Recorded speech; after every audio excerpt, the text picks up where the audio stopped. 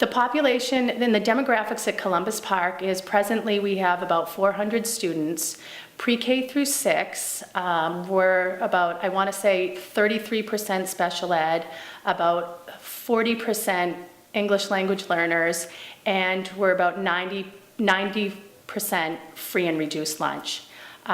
We have 2 classrooms at every grade level. We do have, we host a sub-separate special education program called a STEP program, where we have 3 classes of students identified with specific emotional and behavioral challenges. And it's just, that's what we do. We've made 2 years of significant growth as measured by our state test. That in and of itself is remarkable. We've also been identified as one of 3 schools in the city that's been deemed a commendation school. So it's just fantastic, and we hope to keep moving forward and continuing with the growth that we're making every year. Yes, we were using data. Yes, we had best practices. Yes, we were doing classroom walkthroughs and all those things, but we weren't doing them effectively and as efficiently as we could. And I think that's what Focused on Results has done for us, is allowed us to, just with laser beam proficiency, look deep into our subgroups and into our school and say, this is where the problem is, and this is how we're going to address it, like this. And we're going to work on that until it's there, until we think we have this pervasive enough in our building that we can say we can check that off the list. At Thomas Edison Charter, we were just recently awarded by the governor an academic achievement award, a state academic achievement award, $150,000 award. It's one of the top 5 most improved schools in the state. We're 96% at or below poverty in our school, but our students are still achieving and closing the achievement gap.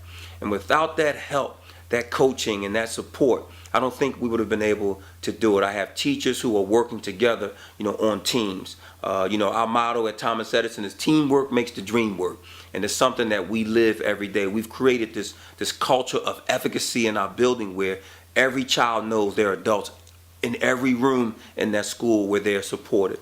And those things happen because of good leadership, but also because of support for leadership. And so as a principal, I appreciate and recommend anyone who is going to go in and try to turn around a school and try to create a successful model to make sure that you have a partner, that you have someone who can support you. Because we know at our school at Thomas Edison that we've learned through Focus that the bottom line is results, anything else is rhetoric. And so we're very happy right now. We were able to significantly close our achievement gap this year. We won one of 5 awards given in our state of Delaware for significantly closing achievement gaps in Title I schools, and we won $150,000 to spend just in our building, and we're recognized by the Lieutenant Governor for that award. It was very exciting for our staff and for our students.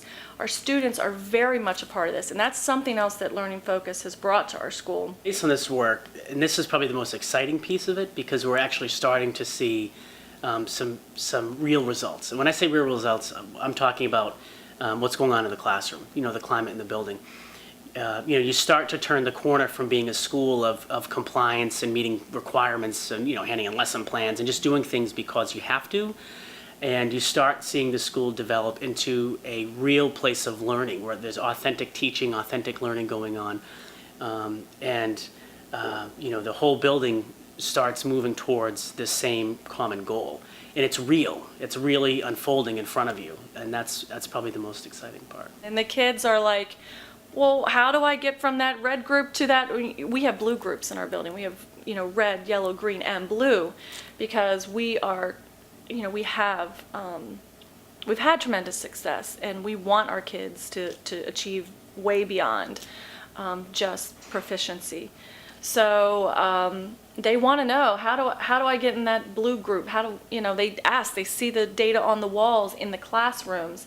We don't just post state testing data anymore. We post classroom data. We post summative tests. We post marking period grades. and the kids know where they stand. They track their own data. That has been powerful. It wasn't enough once the teachers got into it. It wasn't enough for the kids just to look at it on the walls. They had to own it. It's their data.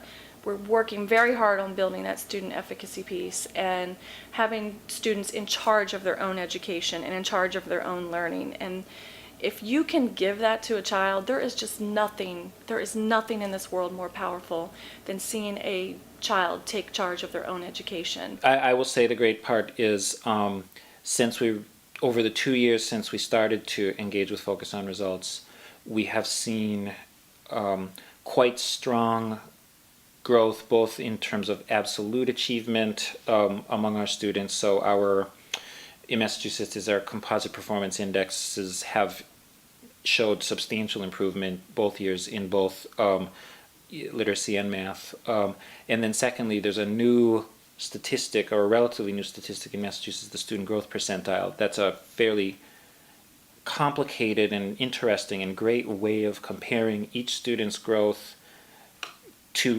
from year to year with other students who have similar histories. And for urban schools like ours, and particularly schools with such tremendously high turnover like our school has, that's a very valuable tool, because what it says is it's a way of saying what value are we adding to the students in front of us during this school year. And we've been really pleased with our student growth percentiles for the past couple of years. So by definition, the median student growth percentile is 50, and then the average range is 40 to 60. And so we've been well above, or right at the top of that, 40 to 60 average range in both math and ELA for all grades except one, for each of the last 2 years. And so, yeah, so again, we still have a long way to go, but we're in a much better place than we were. And then when I think about it with our teachers, I think 2 years ago we identified reading comprehension as a focus.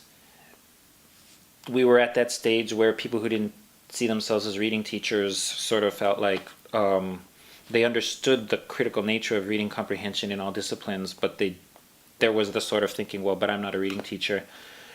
And then we identified a practice that we wanted to implement across the whole school, so that students would be experiencing teacher think alouds, read aloud think alouds all the time in every class.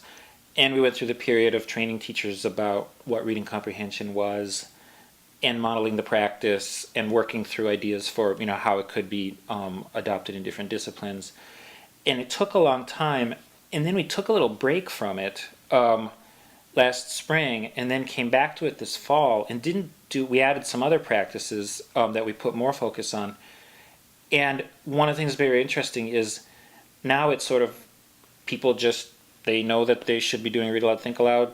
They do read aloud think aloud. Some of us are better at it than others, but so you see, like, that it moves from being an external practice to our practice, and I think like that's been a very powerful thing for our teachers. And I think in some ways I feel like I have an institutional memory of how that happened, but I think for a lot of teachers it's just like, well, this is what we do. And so it's been a very kind of interesting process to watch and see, in fact, teacher behavior change as a result of this process.